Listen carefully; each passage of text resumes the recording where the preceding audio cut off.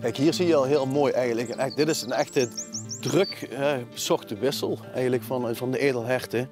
En ook van de runder, maar ook van ree. Nu met name door edelhert. Ja. En iedereen denkt dat die dieren allemaal kriskras door het bos in rennen. Maar die hebben net als ons ook gewoon allerlei wegen wat ze fijn vinden om te gebruiken.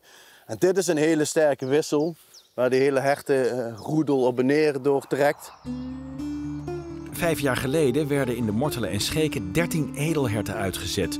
Om het landschap vorm te geven als een soort grazende architecten. En je ziet, dit soort weidjes zijn natuurlijk heel mooi voor het edelhert. Want hij graast hier lekker. Maar in die randjes kan hij mooi snoepen. Dat zie je hier al gebeuren. Hier houdt hij hij houdt hier die zoom, Ja. die houdt hier al een beetje tegen. Ja.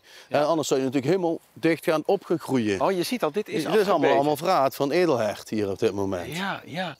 Ja, en wat ik er nou het mooie van vind ook nog, dit doet de natuur gewoon zelf. Dit kunnen wij als mensen nooit namaken. Nee.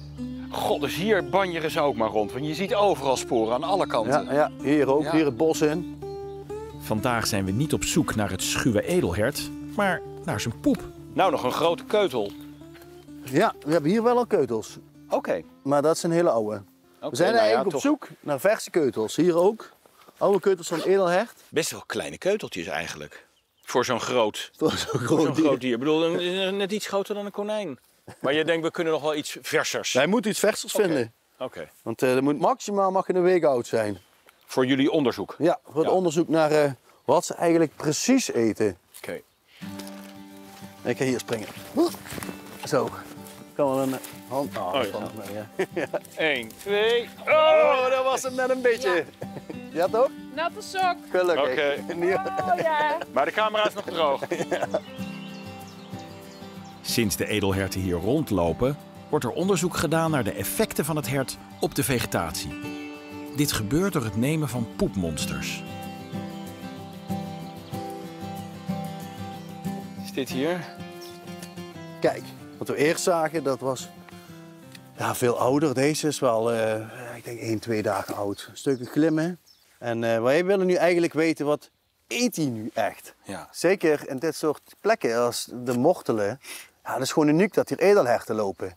En wij weten eigenlijk alles wat wij weten over het edelhert. De afgelopen jaren heeft Wageningen ontzettend veel onderzoek gedaan naar edelherten en een dieet. Maar dat is allemaal Veluwe geschoold. Een totaal andere omgeving, totaal ander bos. Hier kan je nu wel al zien, hij heeft natuurlijk lekker aan het malse gras gegeten, hier om je heen. Dus zij zijn een beetje wijkig, zou ik zo zeggen. Ja, een beetje weekig. slapperig. Je ziet al van, ja, dus ik kan daar bijna niks van maken. Hè. Nee, het is echt groene crème.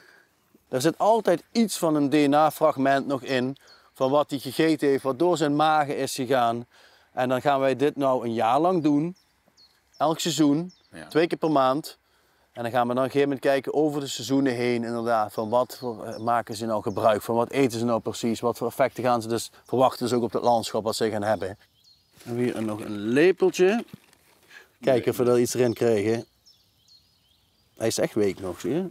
Dit is meer dan voldoende. Ja, Kijk, dan hebben we die in ieder geval in de pocket. die hebben we, ja.